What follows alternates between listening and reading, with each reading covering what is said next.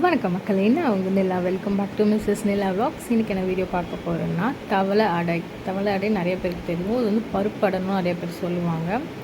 இது எப்படி செய்ய போகிறதுன்னு சொல்லிட்டு தான் இன்னைக்கு வீடியோவில் பார்க்கலாம். வாங்க வீடியோக்குள்ளே போடலாம். இன்ட்ரோலாம் நல்லா தான் இருக்குது நிலா, ஏன் நீ வந்து வீடியோ சரியாக போட மாட்டேன்னு நிறைய பேர் கேட்குறீங்க. அதனாலேயே இப்போ ஒரு 30 days சேலஞ்ச் எடுக்கலான்னு சொல்லிட்டு இருக்கேன். 30 daysக்கும் கண்டினியூவாக வீடியோ வரும். ஷார்ட்ஸ் வந்து ஆப்ஷனல் தான். இந்த வீடியோ சேலஞ்ச் வந்துட்டு கண்டிப்பாக நான் வந்துட்டு கடைப்பிடிக்கிறேன். ஃபஸ்ட்டு ஒரு பாத்திரத்தில் வந்துட்டு ஒரு 500 ml தண்ணி எடுத்து நல்லா அது வந்து கொதிக்க வச்சிடணும். அது ஹீட் ஆகிறதுக்குள்ளே நம்மளுக்கு என்னென்ன தேவைன்னா துவரம்பருப்பு, கடலைப்பருப்பு, பாசிப்பருப்பு, பச்சைப்பருப்பு சொல்லுவாங்களே அது. இது எல்லாத்தையுமே வந்துட்டு ஒரு நாங்கள் வந்து ஒரு 50 ml கெப்பாசிட்டி அந்த டம்ளரு. அதில் வந்து ஒரு 3/4 சைஸ் வந்து துவரம்பருப்பு ஃபஸ்ட்டு போட்டுக்கணும். நெக்ஸ்ட்டு வந்து அதே சேம் குவான்டிட்டியில் ஒரு கடலைப்பருப்பு எடுத்து போட்டுக்கணும். அதுக்கப்புறமா வந்து பச்சைப்பயிறு வந்துட்டு அதில் ஆஃபுக்கும் கொஞ்சம் குறைவாக எடுத்து போட்டுட்டு அது நல்லா கொதி வந்து வேகட்டும்னு சொல்லிவிட்டு நம்ம தட்டு போட்டு மூடி வச்சிடலாம்.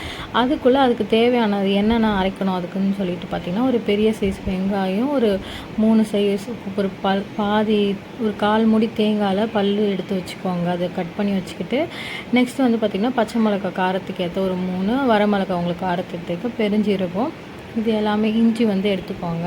நெக்ஸ்ட்டு வந்து அந்த ஊறுறதுக்கப்புறம் ஒரு 1/2 hour ஊற வச்சா போதும். அது நல்லா ஊறி வந்ததுக்கப்புறம் நம்ம வச்சுக்கிற காஞ்ச மிளகா, பச்சை மிளகா, சீரகம், வெங்காயம், இஞ்சி இது எல்லாத்தையும் போட்டு ஃபஸ்ட்டு குறைன்னு அரைச்சிப்பாங்க.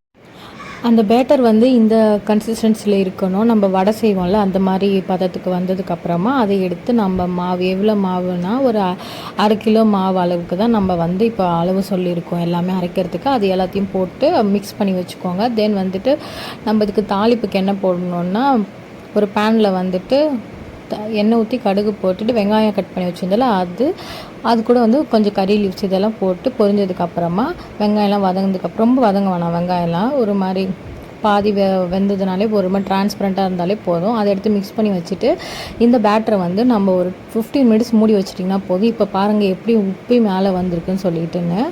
இது வந்ததுக்கப்புறம் அது ரெடி ஆகிடுச்சு, புளிச்சிருச்சு மாவு வந்துட்டு. நம்ம தோசை ஊற்றுறதுக்கு கரெக்டாக இருக்குது, அடை ஊற்றுறதுக்குன்னு சொல்லிட்டு. நம்ம இது வந்து தோசை மாதிரியும் ஊற்றலாம். உங்களுக்கு வந்துட்டு பிடிக்கல அப்படின்னாலும் அடை மாதிரியும் ஊற்றி சாப்பிட்லாம். சின்ன பசங்களாக இருந்து அடை பிடிக்கல அப்படின்னா தோசை மாதிரி நீங்கள் ஊற்றி கொடுக்கலாம். இது கொஞ்சம் எண்ணெய் அதிகமாக ஊற்றி சிம்மில் ஒரு மீடியமில் இருந்து லோ ஃப்ளேமில் வச்சுருந்தீங்கன்னா கண்டிப்பாக நல்லா உள்ளே வேகும். இல்லைனா மேலே மட்டும் வெந்துடும், உள்ளே ஒரு மாதிரி இருக்கும். இது வந்து நீங்கள் ஈவினிங் ஸ்நாக்ஸ் மாதிரியும் கொடுக்கலாம். இதுக்கு வந்து தேங்காய் சட்னி வந்து சூப்பரான காம்போவாக இருக்கும். நீங்கள் இதை செஞ்சு பார்த்துட்டு சர்வ் பண்ணி கொடுங்க. உங்கள் வீட்டில் இருக்கவங்க நல்லா விரும்பி சாப்பிடுவாங்க. இந்த வீடியோ உங்களுக்கு பிடிச்சிருந்தா மறக்காமல் சப்ஸ்கிரைப் பண்ணிக்கோங்க. உங்கள் ஃப்ரெண்ட்ஸ்க்கும் ஷேர் பண்ணுங்கள். நெக்ஸ்ட் ஒரு சூப்பரான வீடியோ பார்க்கலாம். டாடா பை மக்களே, சீக்கிரம்.